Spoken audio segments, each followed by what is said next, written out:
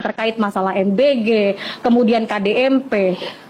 Sebenarnya kita ini mau dibawa kemana, Bang Syukur? Dibawa ke jurang kehancuran. Dibawa ke jurang kehancuran. Nggak dibawa kemana-mana. Mau dibubarin negara ini. Dibubarin oleh Presiden Prabowo sendiri.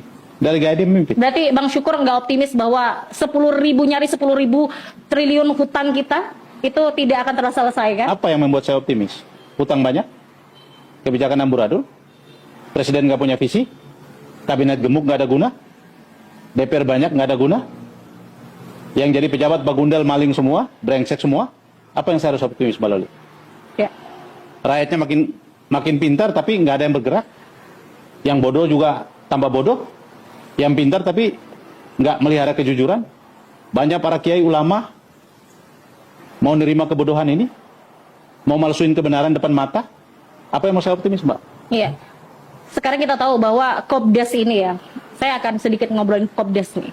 Kopdes ini sebenarnya kan di bawah Agrinas begitu ya. Dan juga ada beberapa yang hanya pinjam nama dari Kopdes itu sendiri. Yang kita tahu bahwa ini sebetulnya koperasi desa ini yang isunya lagi hangat adalah bisa mengelola tambang, Bang Syukur. Ya, itu mah. Itu gimana, Bang Syukur? Ya, itu mah. Itu permen aja. Permen. Kopdes itu sebenarnya menurut saya bukan Kopdes ya. Itu mah warung politik. Kios politik dibikin. Kalau bicara Kopdes, maka rujukannya Undang-Undang Koperasi.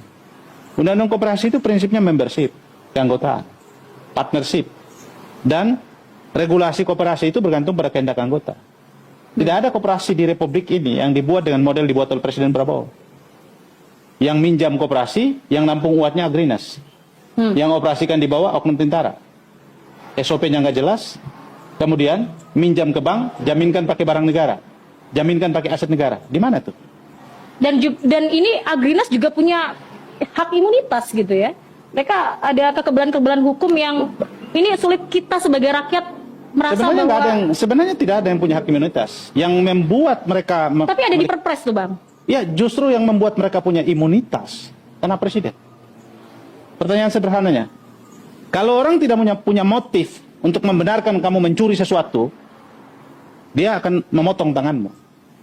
Ya. Tapi kalau orang punya motif untuk membiarkan kamu mencuri sesuatu, dia bikin undang-undang melindungi kamu. Sederhana begitu. Kalau Presiden membiarkan orang yang mencuri uang itu, Presiden tahu orang itu mencuri.